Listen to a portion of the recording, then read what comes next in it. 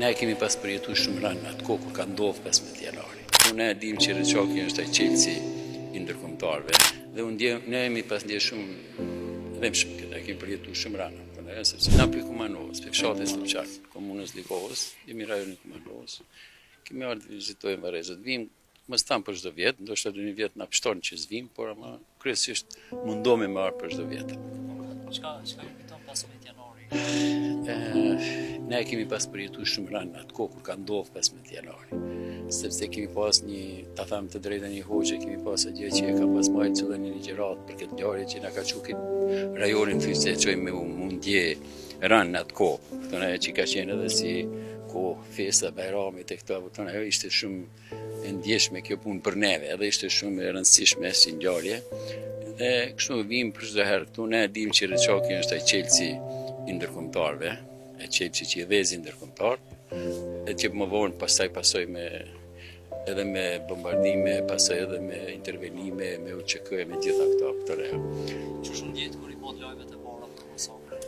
Po, si ta them, masakrash, ne gjithmonë kemi përcjell ngjarjen në Kosovë, edhe gjatë viteve 90 apo edhe para viteve 90, dhe ngjarjet faktikisht ne përcjellshme edhe ngjarjet në Drenicë, ngjarjet në Dugagjine, këta në Prishtinë, atentatet e këto, gjitha këto e kemi përcjell vazhdimisht apo ne.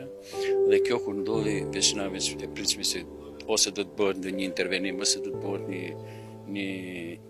një mobilizim gjithkombëtar që kjo çështje mos mbetet në këtë formë me veprime tektuk, po do të bëhet masovike dhe ne jemi pas ndje shumë dhemshëm këtë, kemi përjetu shumë rënë, sepse ka qenë ngjarja, mos ta them, më jo e para, por ka qenë më dhimshme dhe më e publikuar, më e prezantuar, më ashtu që faktikisht e ndezi botën për të ndodhur pastaj më vonë jashtë, për ta dhe kushtova një poezi sot mëngjes në Facebook, ngjarjes Reçaki që ndërlidha me pjesë tjera të Kosovës, e që tregon se si eci kjo ecje në Kosovë.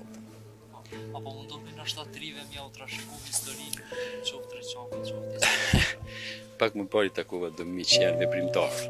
Këtu në Kosovë ka qenë të kahershëm. Thash njëri nga hebrejt kishte fol për masakrat e hebrejve në luftën e dytë. Edhe ai ku kishte shku kishte fol. Çështu ka ndodhur, kështu ka ndodhur, kjo ka ndodhur, kështu ka ndodhur. Tha njëri ti kisha zëre shumë herë të ngupi, the ke bobe mose. U bë shumë më atë. Në të kaloje ke punë. Ai kishte thonë kur nuk e ndali këtë.